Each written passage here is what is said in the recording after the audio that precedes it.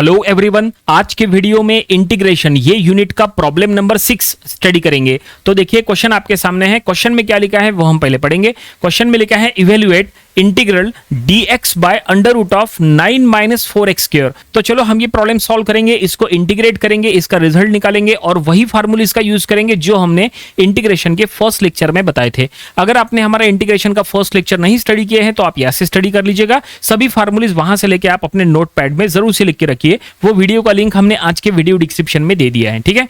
तो चलो यहाँ पे हम सॉल्व करेंगे। सबसे पहले एक काम करेंगे, ये गिवन इंटीग्रल को आई से असाइन करेंगे ताकि सॉल्व करने में आसानी हो, ठीक है।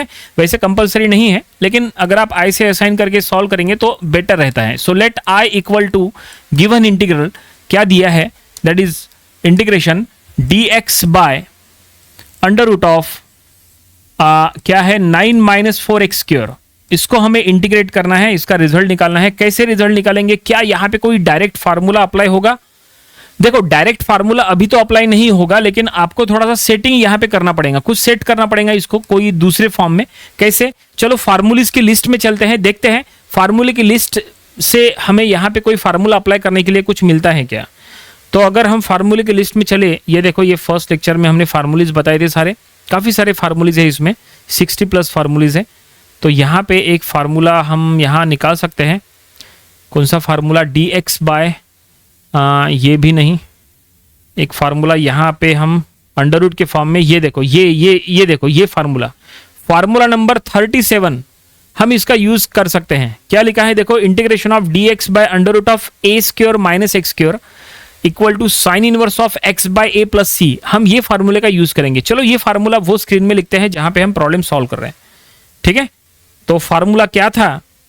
फार्मूला देखो ऐसा है कि integration of dx by under root of a square minus x square, अगर ऐसे फॉर्म में है तो रिजल्ट होता है that is sine inverse of x by a plus C. देखो ये फार्मूला है, फार्मूला हमने आपको बता दिए। अब इसका यूज करके कैसे रिजल्ट निकालेंगे जरा ध्यान से देखिए। फार्मूला इंपॉर्टेंट होता है क्योंकि फार्मूलाज काफी सारे हैं इंटीग्रेशन में, और फार्मूलेज आपको याद करने की जरूरत नहीं रहती है। आप वेराइटी ऑफ प्रॉब्लम सॉल्व करो, फार्मूलेज अपने आप याद हो जाएंगे। तो देखो ये फार्मूला अगर हम यहाँ यूज करें, कैसे यूज करेंगे? तो फार्मूला अगर आपको यूज करना है तो यहाँ देखो डिनोमिनेटर में क्या लिखा है, under root of a square minus x square. यहाँ पे x स्क्वायर का कोएफिशिएंट क्या है? 1 है।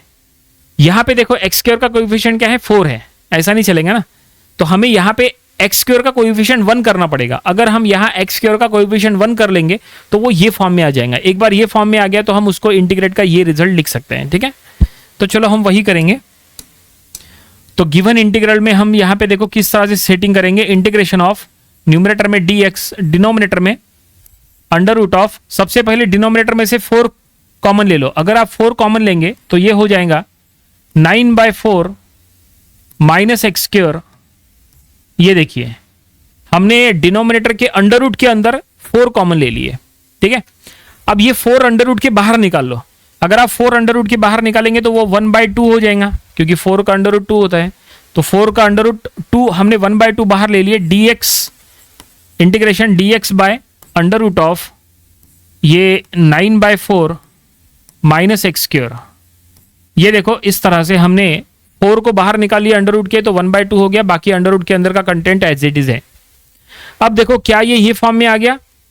फॉर्म में तो आ रहा है, लेकिन यहाँ पे a square minus x square के फॉर्म में चाहिए। यहाँ a स्क्वायर के फॉर्म में नहीं है, तो हम कर लेंगे ना उसको 1/2 इंटीग्रेशन ऑफ न्यूमरेटर में dx by under root of 9/4 यानी क्या होता है? 9/4 यानी 3/2 का स्क्वायर। 9/4 यानी 3/2 का square minus of x square. ये देखो ऐसा। अब चेक करो क्या ये इस फॉर्म में आ गया? यस बिल्कुल। देखो dx by under root of a square minus x square. देखो dx by under root of a square minus x square. a का वैल्यू क्या है? a का वैल्यू है 3/2। a का वैल्यू यहाँ पे क्या है? a का वैल्यू है 3/2। और अब हम अगर a का वैल्यू 3/2 है, a square minus x square, तो यहाँ पे अब हम इंटीग्रेट करके ये रिजल्ट डायरेक्टली इस फॉर्म में लिख सकते हैं। Sine inverse of x by a, इसका रिजल्ट हम लिख सकते हैं इंटीग्रेशन का रिजल्ट। तो हम लिख लेंगे 1/2 बाहर है और इसका रिजल्ट हम यहां लिख लेंगे साइन इनवर्स ऑफ, क्या है रिजल्ट? x by a। तो हम यहां लिख लेंगे x बाय ए यानी 3/2, ये देखिए, प्लस सी, ये देखिए, ठीक है। x बाय ए का वैल्यू 3/2 है ना, इसलिए 3/2। बस क्या हम इसको और सॉल्व कर सकते हैं? एक स्टेप सॉल्व हो सकती है। क्या कर सकते हैं? यहाँ पे 3/2 का जो 2 है वो न्यूमरेटर में शिफ्ट करो।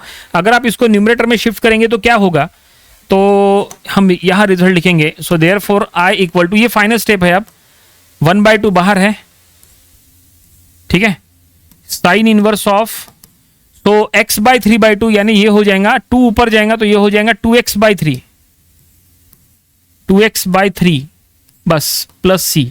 और इसमें कुछ भी सॉल्व करने की जरूरत नहीं है, यही हमारा फाइनल आंसर है। जो गिवन इंटीग्रल जिसका वैल्यू हमें इवेल्युएट करने के लिए कहा था, हमने इवेल्युएट कर लिया है, ये हमें रिजल्ट मिला है और फाइनली प्रॉब्लम यहीं पे कंप्लीट हो गया। इसमें सबसे इंपॉर्टेंट क्या था? सबसे इंपॉर्टेंट था यूज ऑफ फार्मूला। फार्मूले का कैसे यूज करके किस तरह से हमें कन्वर्ट करना है, ये स्टेप्स यहाँ पे इंपॉर्टेंट है कि ये इस तरह से आपको सेट करना है पहले। एक बार स्टैंडर्ड फॉर्म में चला गया तो फिर आप आसानी से रिजल्ट निकाल सकते हैं, लिख सकते हैं। तो यहाँ पे फार्मूला इंपॉर्टेंट है, ठीक है। तो आई होप आपको ये सब कुछ समझ में आया होगा।